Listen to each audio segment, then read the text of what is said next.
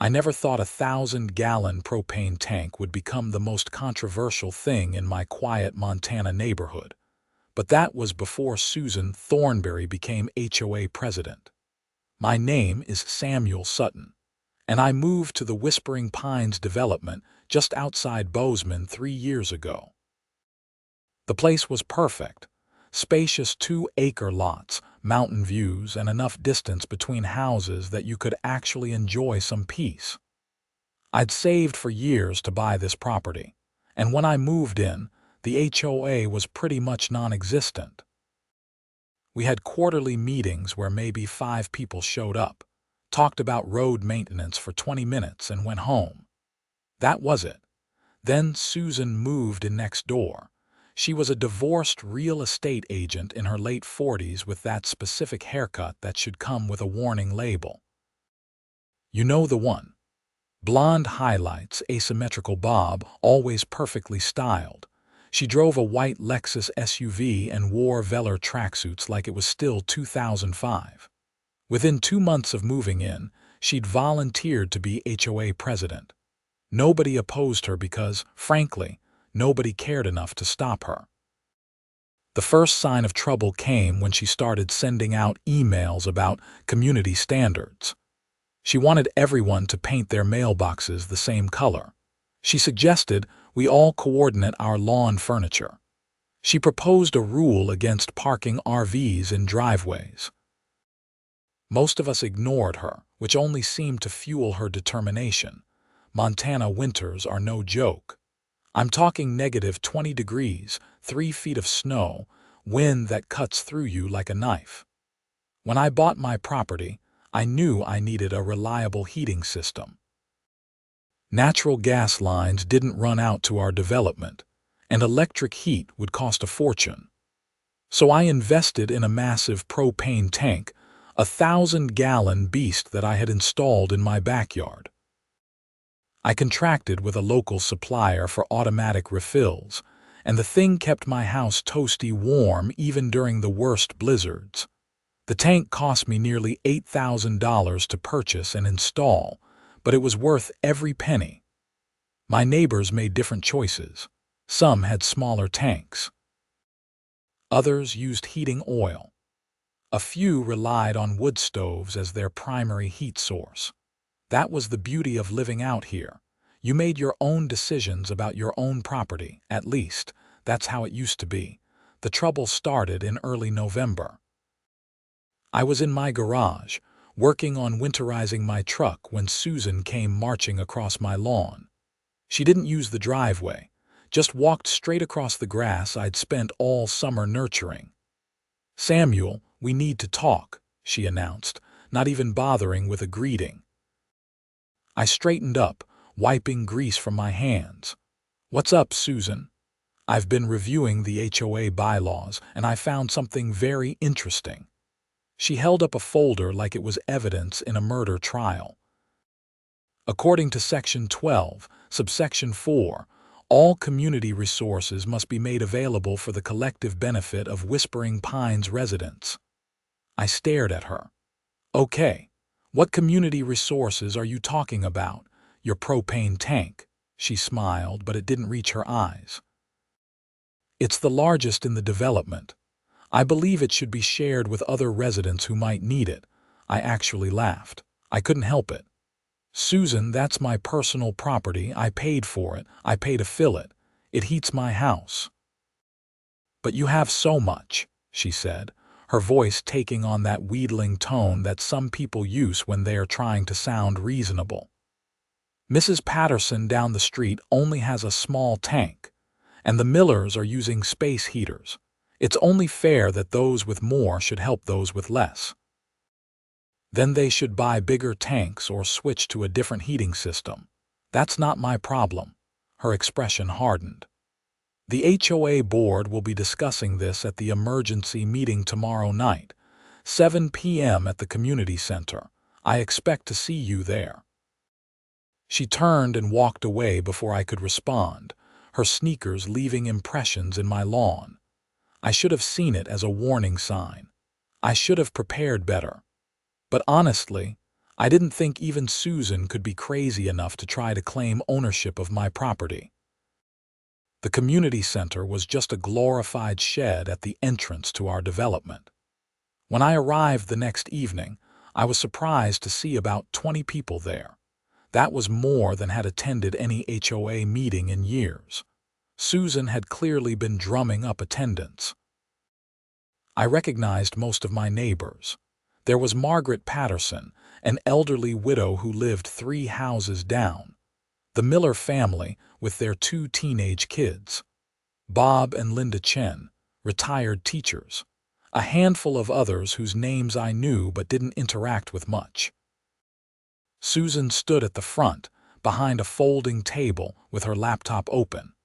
She dressed for the occasion in a navy blazer and pearls, like she was chairing a corporate board meeting instead of a neighborhood HOA gathering.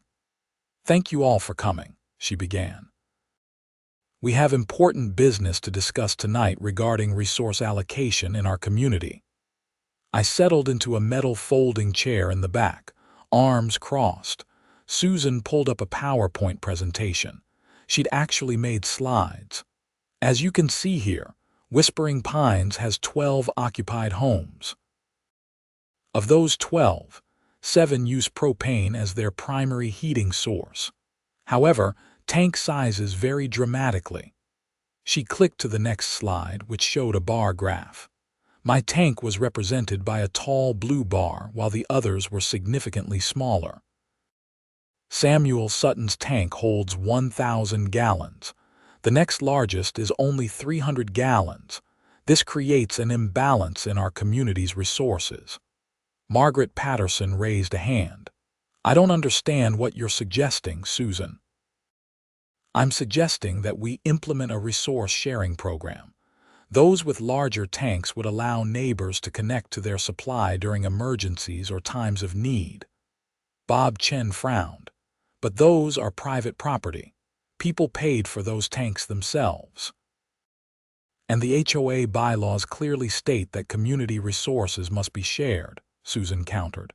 She clicked to another slide showing a screenshot of the bylaws. "Section 12, subsection 4. It's right here in black and white." I stood up. "Susan, that section is about community amenities. The playground, the entrance sign, shared spaces. It has nothing to do with personal property on individual lots." "The bylaws don't specifically exempt personal property," she shot back. "They don't need to. Basic property law covers that. I own my tank. You can't force me to share it any more than you can force me to share my refrigerator or my car." A few people nodded in agreement, but I noticed others looking uncertain. Susan had planted seeds of doubt. "We're heading into winter," Susan continued, her voice rising with practiced emotion. "What if there's a shortage? What if someone can't get a delivery? Are we really going to let our neighbors freeze when one person is hoarding 1,000 gallons of propane? I'm not hoarding anything. I'm using it to heat my house." "A house with just one person," Susan said pointedly. "While families with children are struggling to stay warm." That was a low blow and completely dishonest. The Millers weren't struggling. They'd chosen to rely on electric space heaters because Brad Miller had some conspiracy theory about propane being dangerous. Margaret Patterson spoke up again. "I appreciate what you're trying to do, Susan, but I don't feel right asking Samuel to share something he paid for. I knew my tank was small when I bought my house. That was my choice." "This isn't about asking," Susan said. "This is about enacting policy that benefits the entire community. I'm proposing we take a vote tonight to require all propane tanks over 500 gallons to be designated as community resources, with access granted through the HOA." The room erupted in conversation. Some people thought Susan was insane. Others seemed swayed by her arguments about community welfare and sharing resources. Linda Chen raised her hand. "Even if we voted yes, this wouldn't be legally enforceable. You can't just claim someone's property through an HOA vote." Actually, Susan said smugly, when you purchased your home, you signed the HOA covenants. Those covenants give the board authority to interpret and enforce the bylaws as needed for community benefit. We've already consulted with an attorney. I seriously doubted that, but the mention of a lawyer made some people nervous. The vote was called. 6 people voted in favor of Susan's proposal. 5 voted against. 3 abstained, including the Chens. Susan beamed. The motion passes. Samuel, the HOA will need access to your propane tank by the end of the week. We'll be installing a secondary line and valve system that will allow other residents to connect when needed. Like hell you will, I said flatly. This vote doesn't mean anything, Susan. You can't take my property. We're not taking it. We're implementing a sharing protocol. Call it whatever you want. Nobody touches my tank. I walked out of the meeting to the sound of Susan calling after me about community responsibility and legal consequences. The next morning, I called my own lawyer. His name was Tom Hendricks, and he'd helped me with the purchase of my property. When I explained the situation, he laughed so hard I had to hold the phone away from my ear. She can't do that, he finally said, still chuckling. She absolutely cannot do that. HOAs have authority over certain things, common areas, architectural standards, stuff like that, but they can't just claim someone's personal property. That's not even a gray area. So what do I do? Send a certified letter to the HOA board explaining that the propane tank is your personal property and any attempt to access it without your permission will be considered trespassing and theft. I'll draft something official. That should shut this down. I felt relieved, but I also knew Susan well enough by now to realize she wouldn't give up easily. Tom's letter arrived 2 days later. I sent it certified mail to Susan's address, as she'd listed herself as the official HOA contact. The letter laid out in clear legal language that my propane tank was private property, that the HOA vote was unenforceable, and that any attempt to access the tank would result in legal action. I thought that would be the end of it. I was wrong. 3 days later, I came home from work to find a work truck in my driveway. 2 men in coveralls were in my backyard, examining my propane tank. A third was unloading equipment from the truck. I parked my truck at an angle to block them in and jumped out. "What the hell are you doing?" One of the men, a guy in his 30s with a clipboard, looked up. "We're from Mountain Gas Services. We're here to install a secondary valve system.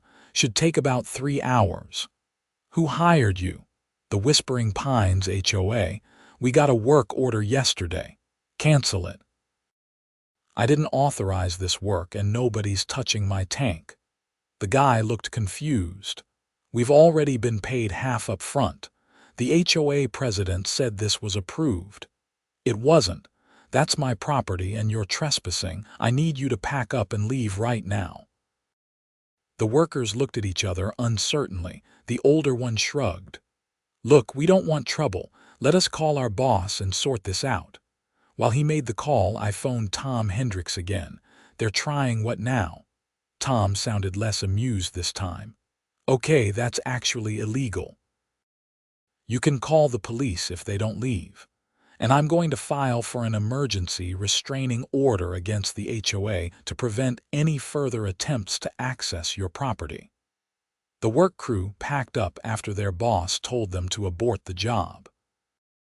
Apparently, he didn't want to get involved in what was clearly a property dispute. But as they left, Susan came marching across her lawn. "Why did you send them away?" she demanded. "The HOA authorized that work." "The HOA doesn't have the authority. This is my property, Susan. Mine." "Not yours, not the community's, mine. You're being selfish and unreasonable. Winter is coming. People need heat. Then they should plan ahead like I did. Buy bigger tanks, switch to oil, install wood stoves. There are plenty of options that don't involve stealing from me." Nobody's stealing anything. You're trying to force me to share something I paid for. That's theft, no matter how you spin it." Her face flushed red. "The HOA board is going to fine you for non-compliance. $100 per day until you allow access to the tank.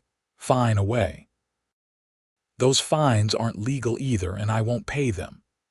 She opened her mouth to respond, but I went inside and closed the door. Through the window, I watched her stomp back to her house, already pulling out her phone. Over the next week, things escalated in petty ways. I received daily emails from Susan about accumulating fines. She sent certified letters threatening liens on my property. She posted on the neighborhood Facebook group about my refusal to help neighbors in need, which sparked a heated online argument. Some neighbors sided with me.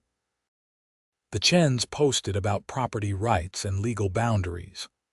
Others, influenced by Susan's rhetoric, started treating me like I was some kind of monster for not sharing my heating fuel. Meanwhile, Tom filed the restraining order. The hearing was scheduled for mid-December, which was still 3 weeks away. Too long, as it turned out. The first major snowstorm hit on November 28th. We got 36 inches in 48 hours, with temperatures dropping to -15. The wind was brutal, creating snowdrifts that blocked roads and buried cars. I was fine. My house was warm, my tank was full, and I'd stocked up on food and supplies. I'd lived in Montana long enough to know how to handle winter storms, but apparently not everyone had prepared as well. On the second day of the storm, someone knocked on my door. It was Margaret Patterson, bundled in so many layers she looked twice her normal size. Her face was red from cold. "Samuel, I'm so sorry to bother you," she said, shivering. "My propane ran out this morning. I called for a delivery, but they said it'll be at least 3 days before they can get out here with the roads this bad. Do you have any space heaters I could borrow?" I felt terrible for her. Margaret was in her 70s and lived alone. This was exactly the kind of situation that could turn dangerous. "Come inside and warm up first," I said, stepping aside. "How cold is your house?" It was 52 degrees when I left, dropping about 2 degrees an hour. That was serious. I got her settled with hot coffee and started going through my options. I had 2 space heaters in my garage that I wasn't using. I could also give her some extra blankets and a sleeping bag rated for cold weather. "I can lend you the heaters," I said. "But Margaret, you should probably stay somewhere else until you can get a delivery. Do you have family in town?" My daughter lives in Billings. "But the roads are too bad to drive." I thought about it. "You could stay here if you need to. I've got a guest room." Her eyes teared up. "Oh, I couldn't impose like that. It's not an imposition. I'm not going to let you freeze."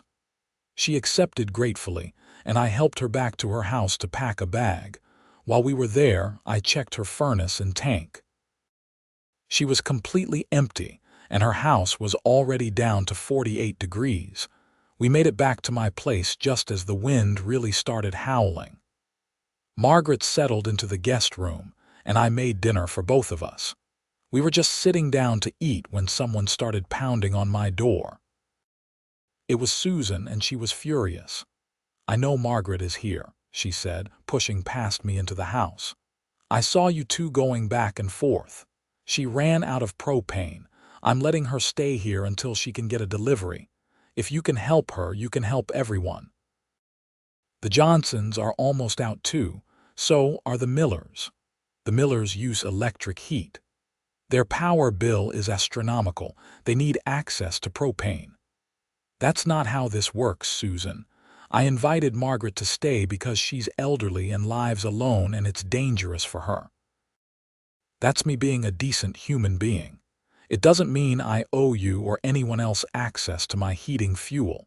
Susan's eyes narrowed. "You have 1,000 gallons. You could share with the whole neighborhood and still have plenty for yourself. For how long?" What happens when everyone's using it and we get another storm in January? What if deliveries are delayed again? Then everyone's out of fuel instead of just the people who didn't plan ahead. You're really going to let your neighbors freeze? Nobody's freezing. There are options. Space heaters. Wood stoves. Going to stay with friends or family. Hell, the community center has heat. People can go there.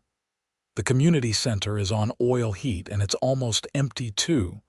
That caught me off guard.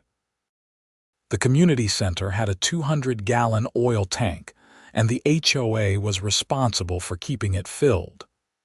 When was the last time it was refilled? Susan didn't answer, which told me everything I needed to know. She'd been so focused on trying to claim my propane that she'd neglected to maintain the actual community resource she was responsible for. You let the community center run out of oil, I said slowly. You're the HOA president. That's your job. There were budget constraints. There were no constraints. Everyone pays their dues. You just didn't do your job and now you're trying to make it my problem. The emergency HOA fund was depleted. On what? She didn't answer that either, and suddenly I wondered what she'd actually been spending the money on. Maybe those legal consultations she'd mentioned. Maybe the work crew she'd hired to try to access my tank. Maybe nothing legitimate at all. You need to leave, I said, and don't come back unless you're invited. She left in a huff, slamming the door behind her. Margaret emerged from the guest room looking worried. I don't want to cause trouble between you and Susan. You're not causing anything. Susan causes her own trouble. That night, the temperature dropped to -22. The wind chill was -40. My furnace ran steadily, keeping the house at a comfortable 70 degrees. Margaret slept soundly in the guest room, safe and warm, but I couldn't shake the feeling that this wasn't over. The next morning, I woke to find someone had spray-painted "selfish" across my garage door in bright red letters. The paint was already freezing, but the message was clear. I called the sheriff's office to report the vandalism. Deputy Ryan Kowalski showed up an hour later, taking photos and notes. Any idea who might have done this? He asked. My HOA president is pretty angry with me right now, but I don't have proof it was her. I explained the whole situation with the propane tank. Deputy Kowalski shook his head in disbelief. People get weird about HOAs, he said. We've had some strange calls over the years, but trying to claim someone's heating fuel, that's a new one. Can you do anything about the vandalism? I'll file a report. If you install a security camera and catch someone in the act, we can press charges. But without evidence, there's not much we can do. After he left, I went to the hardware store in town and bought 2 security cameras. I installed them that afternoon, covering my driveway and backyard. If Susan or anyone else tried something again, I'd have proof. The storm finally broke on the 4th day. Roads were plowed and delivery trucks could get through again. Margaret's propane company came through that afternoon, filling her tank. She thanked me profusely, offering to pay me for the food and electricity she'd used. Don't worry about it, I said. I'm just glad you're okay. She hugged me before she left and I felt good about helping her. That was what neighbors should do for each other. Help when needed by choice, not by force. But Susan wasn't done. The next day, I received a certified letter from a law firm in Bozeman. It was dated before the storm, but had been delayed by the weather. The letter informed me that the Whispering Pines HOA was filing a lawsuit seeking a court order to declare my propane tank a community resource and require me to grant access to all residents. I immediately forwarded it to Tom Hendricks. He called me an hour later. This is the dumbest lawsuit I've ever seen, he said bluntly. And I once had a case where someone sued their neighbor because a bird from the neighbor's tree pooped on their car. Can they win? No, absolutely not. but they can drag you through court and cost you money defending yourself, which might be the point. Susan might be hoping you'll settle just to avoid the hassle. I'm not settling. Good, because if we fight this, we'll win, and we can probably recover your legal fees from the HOA. The lawsuit added a layer of stress to everything, but I tried not to let it consume me. I focused on work, maintained my property, and avoided Susan as much as possible. But the neighborhood had changed. People who'd been friendly before now avoided eye contact. Someone started leaving nasty notes on my truck. The Facebook group devolved into daily arguments about whether I was a heartless monster or a property owner defending his rights. I noticed Susan had started holding regular community meetings at her house. I wasn't invited, but I'd see cars lined up outside her place several evenings a week. She was building a coalition, turning neighbors against me. Then December brought another storm, and things got worse. This one was worse than the November storm. 42 inches of snow. -30 degrees. Winds up to 60 miles per hour. The power went out for most of the development, though my house stayed lit. I had a backup generator that ran on, you guessed it, propane from my tank. I should mention that my tank was still 3/4 full. I'd had a delivery right before the first storm, and even with the generator running, I was using maybe 2% of my capacity per week. I had enough to last the entire winter easily. On the second night of the storm, someone cut my locks. I discovered it the next morning when I went out to check the generator. The heavy-duty padlock I'd installed on the valve access panel was lying in the snow, cleanly cut through with bolt cutters. The panel was open, and someone had tried to connect a hose to one of my tank's outlets. They hadn't succeeded, thank God. My tank had a more complex valve system than they'd apparently expected, and they'd needed tools they didn't have. But the attempt was clear. My security cameras had caught everything. At 2:30 in the morning, 3 figures in heavy winter gear had approached my tank. The video wasn't perfect. The falling snow obscured some details, but I could make out enough. They'd used bolt cutters on the lock, tried to access the tank, struggled with the valves for about 15 minutes, then given up and left. One of the figures was clearly Susan. I recognized her distinctive purple parka and the way she moved. The other 2 were harder to identify, but one appeared to be a man with a large build, possibly Brad Miller, and the other was a shorter woman, maybe Linda Johnson. I called Deputy Kowalski immediately. "I'll be there in 20 minutes," he said grimly. He arrived with another deputy, and I showed them the video footage. They watched it 3 times, making notes. "That's attempted theft," Deputy Kowalski said, "and vandalism for the lock. Can you identify who these people are?" "That's Susan Thornberry, my HOA president."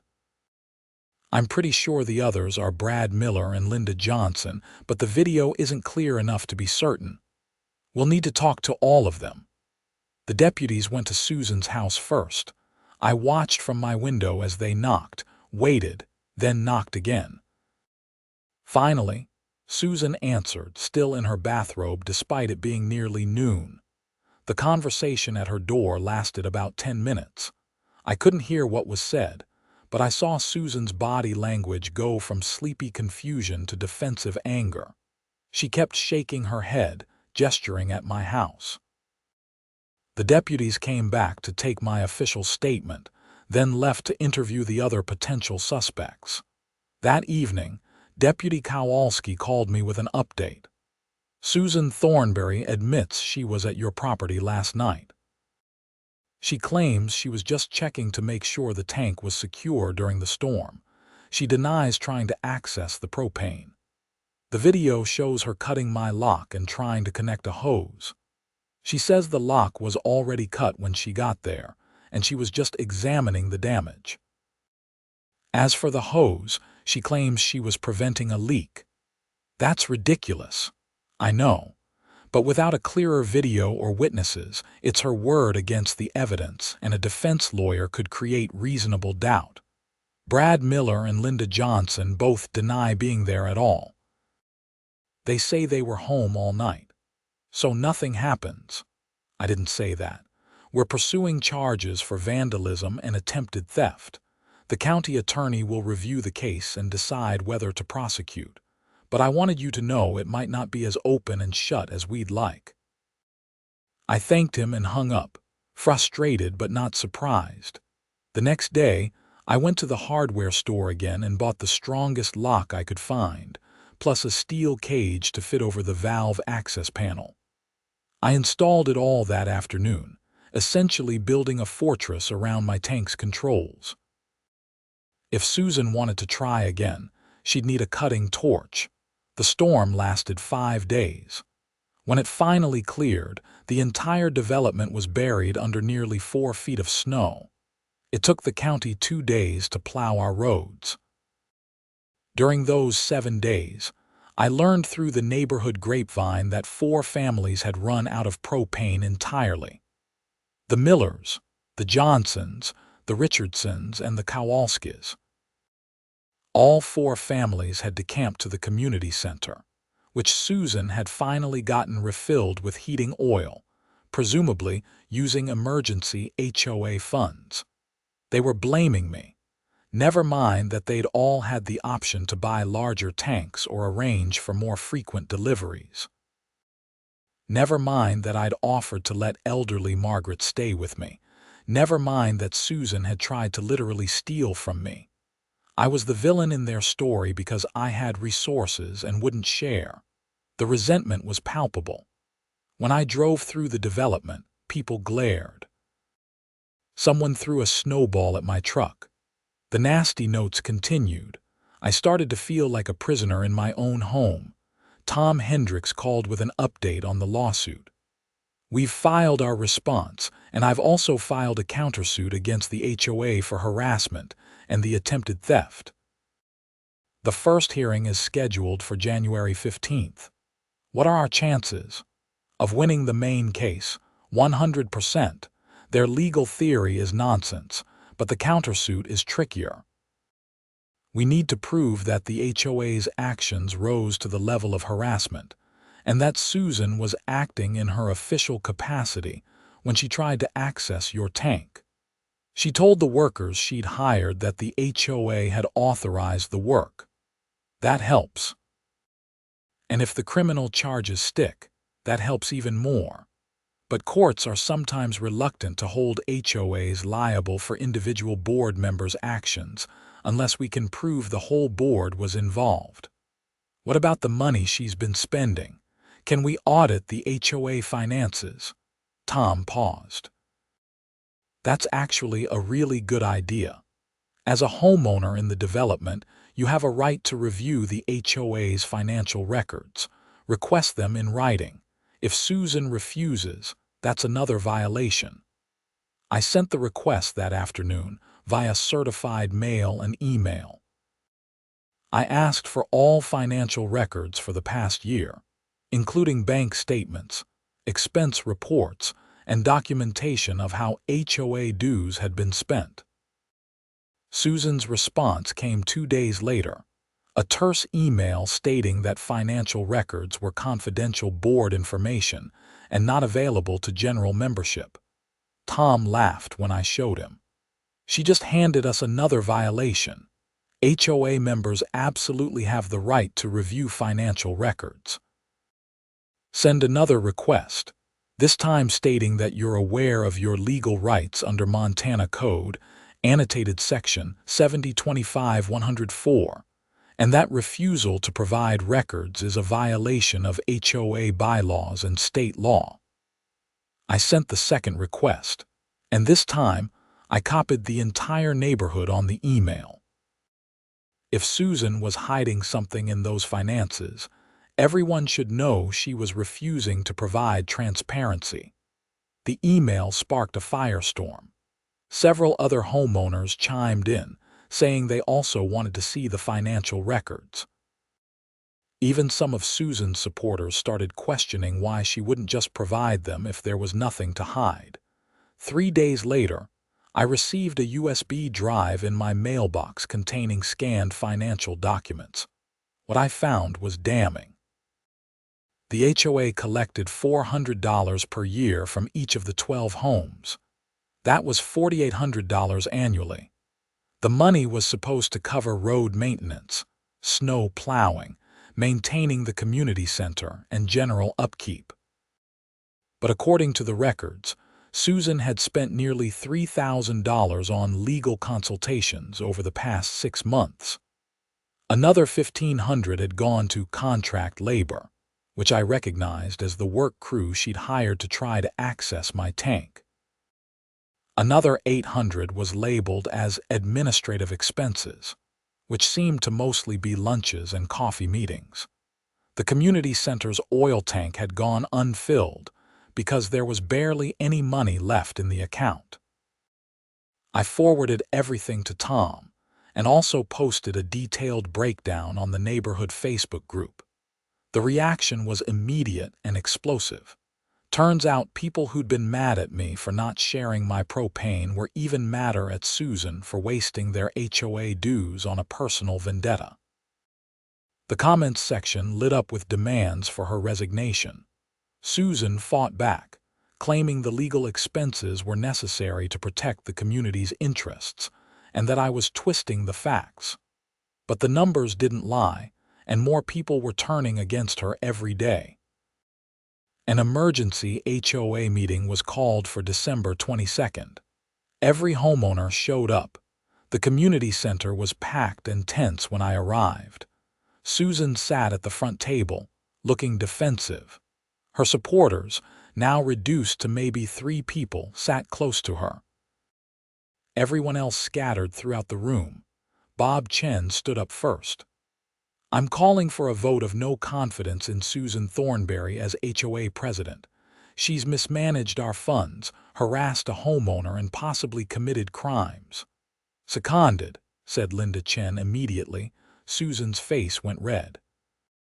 "You can't just remove me because you don't like my decisions." "We can remove you for breach of fiduciary duty," Bob countered. "You spent over 60% of our annual budget on a personal dispute. The community center nearly froze because you didn't maintain the oil supply." "That's not leadership, that's negligence." The vote was called. 10 votes for removal, 2 against. Susan was out. She stood up, shaking with rage. "This is illegal. I'm still president until the end of my term." "Actually," Bob said calmly, "according to our bylaws, the board serves at the pleasure of the membership. A vote of no confidence removes you immediately. You need to hand over all HOA documents, financial records, and access to the bank account by the end of the week."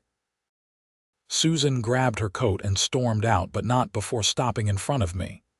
"This is your fault. You turned everyone against me."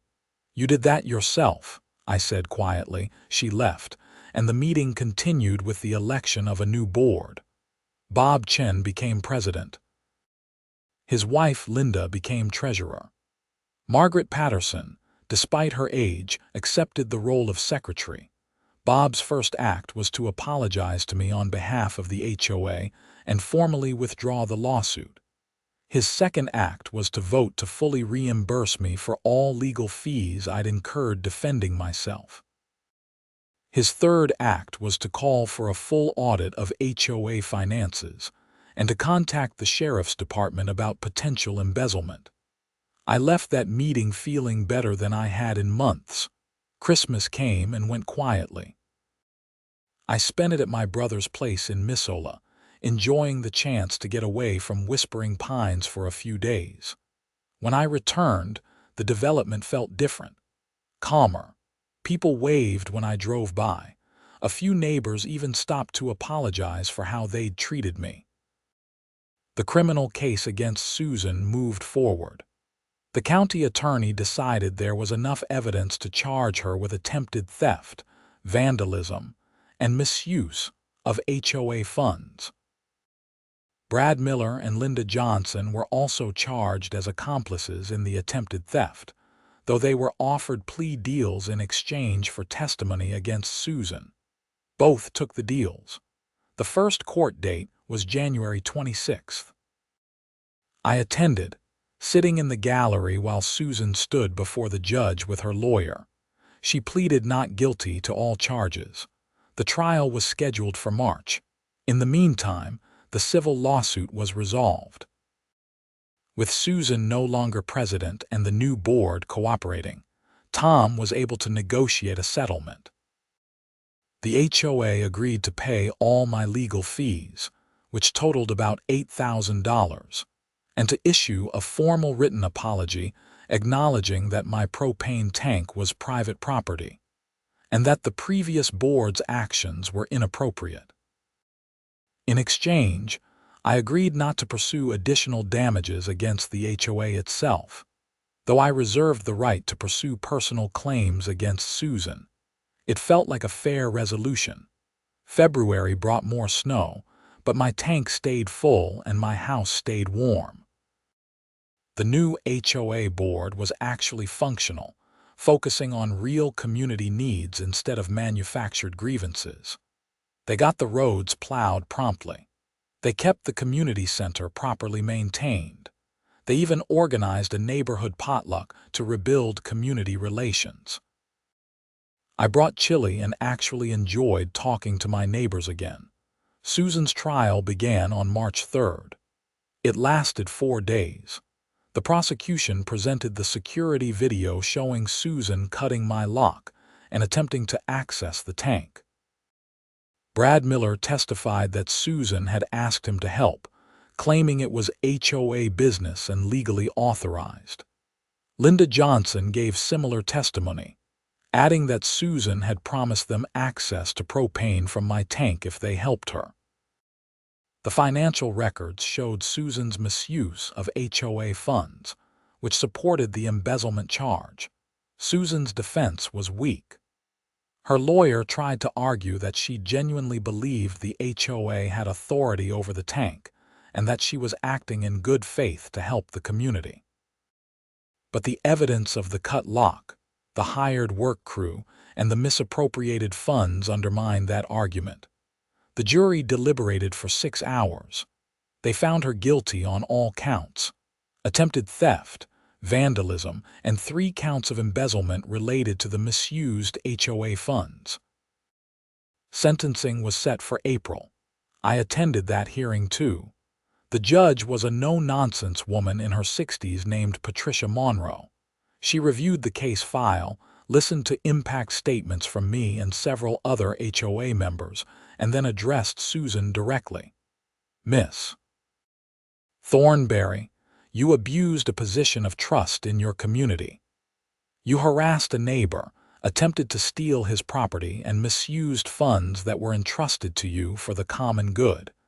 Your actions were not those of someone trying to help others. They were the actions of someone who refused to accept that they couldn't control other people's property." Susan started to speak, but the judge held up a hand.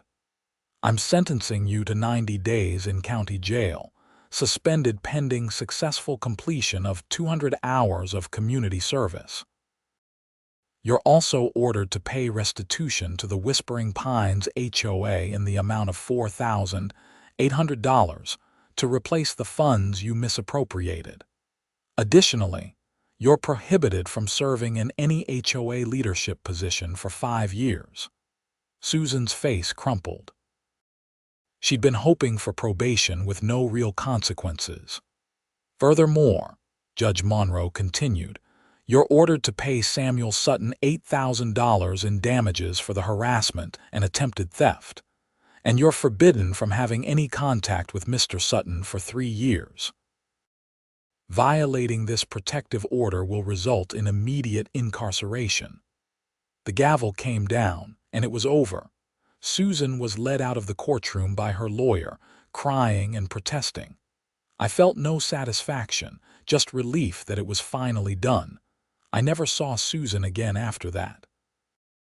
She put her house up for sale in May and moved out of state before the sale even closed. Last I heard, she went to Arizona. Life in Whispering Pines slowly returned to normal.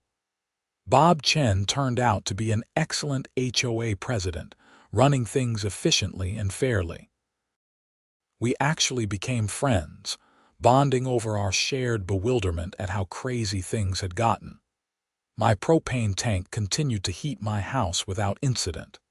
I never had to share it, though I made clear to Bob that if there was ever a genuine emergency, I'd be willing to help neighbors in need. On my terms. By choice. That's the key difference, I think. Community isn't about forcing people to share. It's about people choosing to help each other when it matters. Margaret Patterson and I remained close. She invited me over for dinner regularly, and I helped her with heavy work around her property. When she needed a propane delivery during a cold snap the following winter, I let her connect to my tank temporarily while waiting for her delivery, not because anyone forced me to, but because it was the right thing to do. The neighborhood potlucks became a regular thing. We had them quarterly, rotating between different houses. People actually talked to each other, helped each other, looked out for each other, all without the need for authoritarian HOA decrees. I learned some valuable lessons from the whole experience. I learned that some people view any resource they can't control as a threat. I learned that the word community can be weaponized to justify almost anything.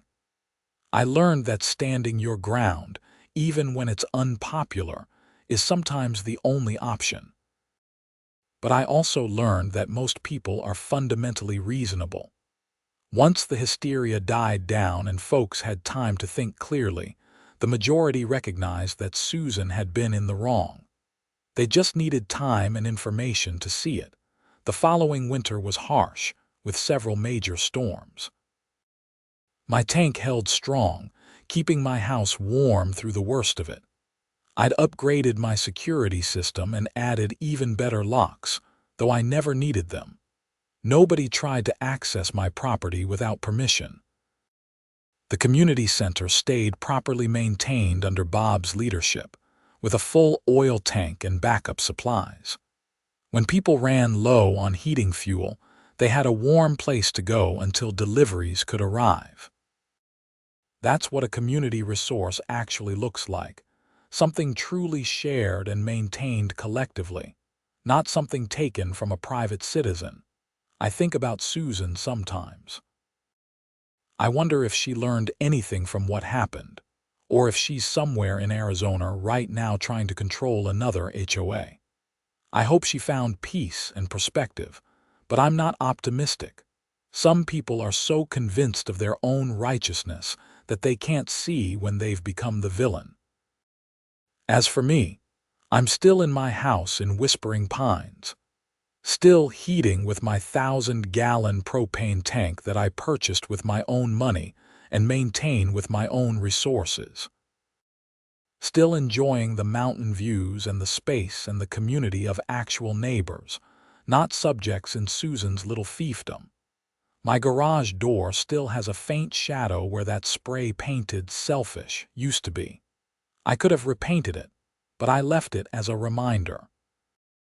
A reminder that standing up for yourself isn't selfish. Protecting what you've worked for isn't greedy.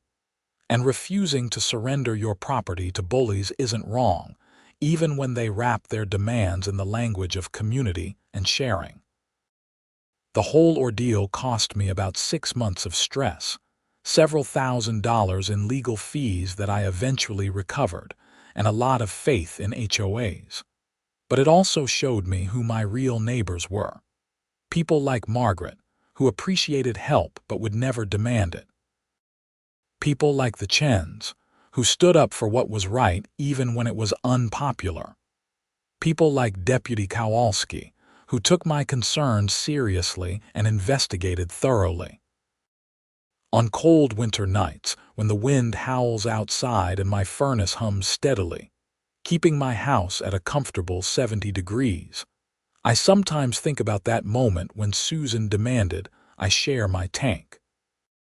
I think about how she was so certain she was entitled to what I'd worked for, so convinced that her desires outweighed my rights, and I think about how satisfying it was to simply say no, because at the end of the day, that's what it came down to.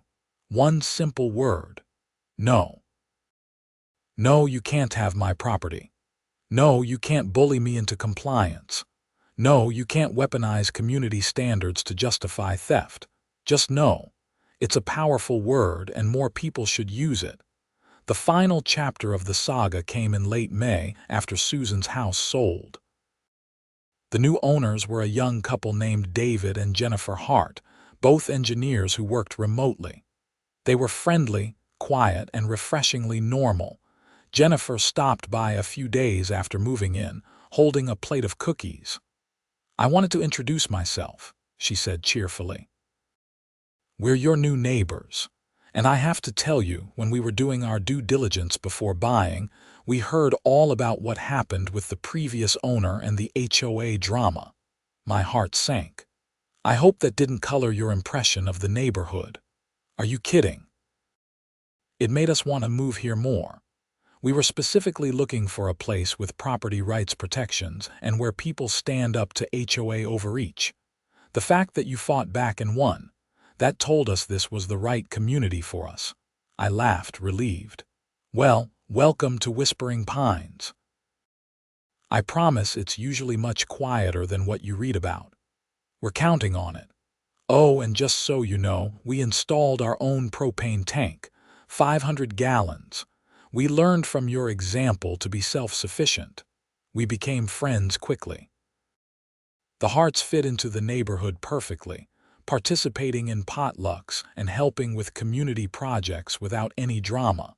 Life moved on. By the time summer arrived, the whole propane tank incident felt like ancient history.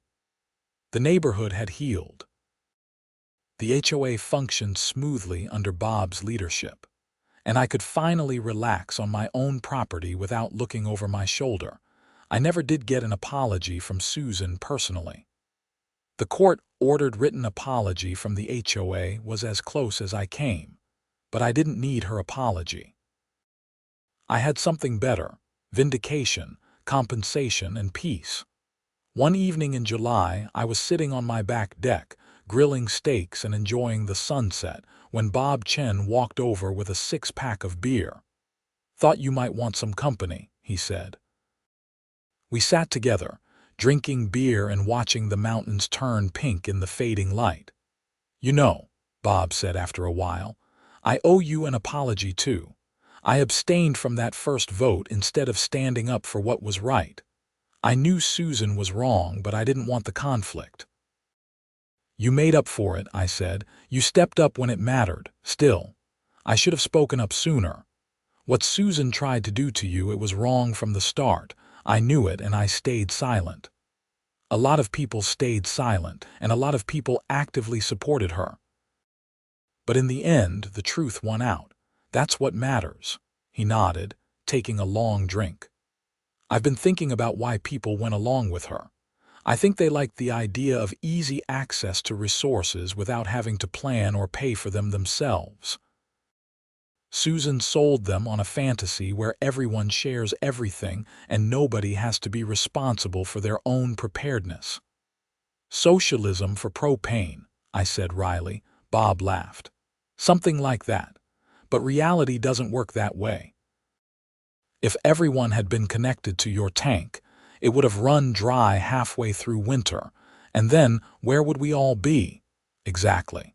Shared misery instead of individual responsibility." We finished our beers as the stars came out. The air was warm and still, such a contrast to those brutal winter nights when everything had gone down. "Think she learned anything?" Bob asked. "Susan, probably not. People like that rarely do. Shame. She could have been a decent HOA president if she just focused on actual community needs instead of trying to control everyone. Could have, but didn't. That's on her." The summer passed peacefully.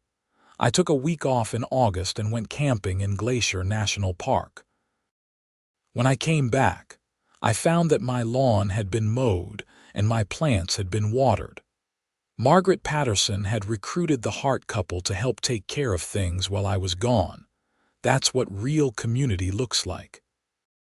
People helping each other voluntarily, without coercion, without demands, just because it's the kind thing to do.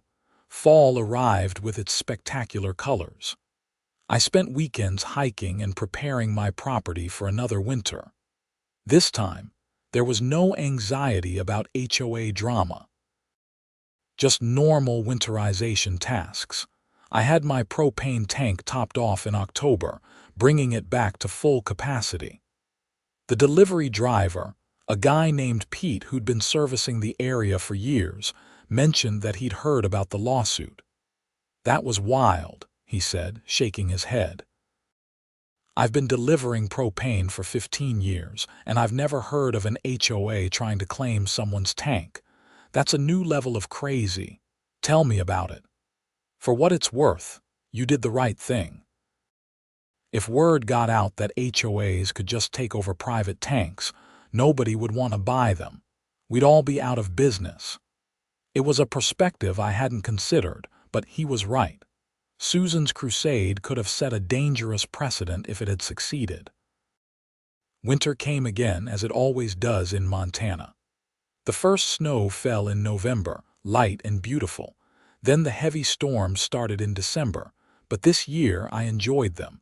I sat in my warm house watching the snow pile up outside, completely at peace. My tank was full. My home was secure.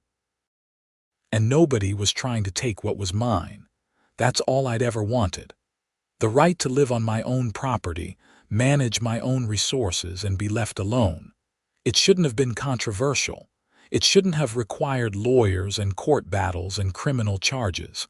But I'm glad I fought. Because if I hadn't, if I'd just given in to Susan's demands, it would have set a terrible precedent. Other HOAs might have tried the same thing. Other bullies might have felt empowered to make similar demands. By standing firm, I protected not just my own rights, but the principle that property rights matter, that individuals have the right to the fruits of their own planning and investment. The new year brought news that Susan had completed her community service in Arizona and paid all her court-ordered restitution.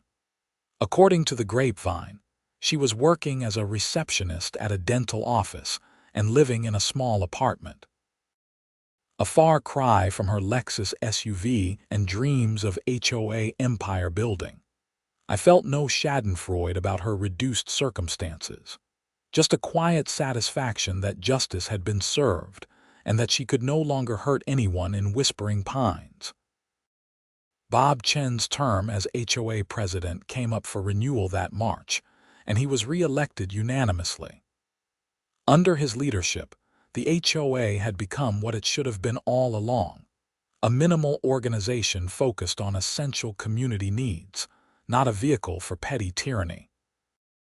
One night in April, almost a year and a half after the whole mess had started, I had a dream about Susan. In the dream, she was standing in my backyard, staring at my propane tank with a puzzled expression. "I just don't understand," dreamed Susan said. "Why wouldn't you share?" "Because it's mine," I replied. "I worked for it, I paid for it, and you had no right to it. But I needed it. Your need doesn't create an obligation for me. That's not how the world works." Dream Susan faded away, and I woke up feeling oddly peaceful, like my subconscious had finally processed and filed away the entire experience. Life continued. Seasons changed. The neighborhood thrived under sensible leadership. My propane tank kept my house warm through 2 more winters without incident. And every time I look at that tank now, I don't see a source of conflict. I see a symbol of self-reliance, of the right to manage your own affairs, and of the importance of standing firm when bullies come calling. The propane tank that Susan Thornberry tried so hard to claim as community property is still mine. It will always be mine. And it will continue to keep my house warm for years to come. Not because some HOA decree says so, but because I planned ahead, invested wisely, and refused to surrender to unreasonable demands. That's the real lesson of this whole saga. Not that I was selfish for refusing to share, but that defending your rights, even when it's difficult, even when people call you names and paint slurs on your garage, is sometimes the most important thing you can do for yourself and for everyone else who might face similar battles in the future. The Montana wind still howls through whispering pines every winter. Snow still piles up in massive drifts. Temperatures still plunge below zero. But inside my house, powered by my propane tank that I paid for and protected, it's always warm. And that's exactly how it should be.